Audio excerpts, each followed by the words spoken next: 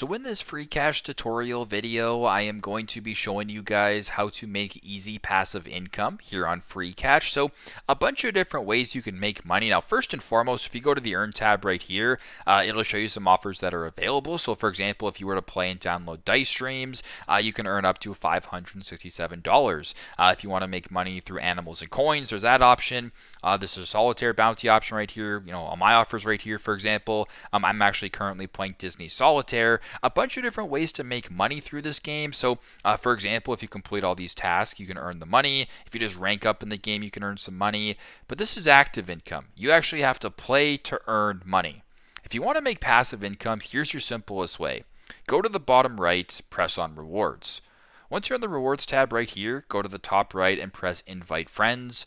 Now, once you're here, you can make money through sharing your affiliate link. So if you were to go to the bottom right here, here's my link, and I were to go ahead and press share and send this to friends.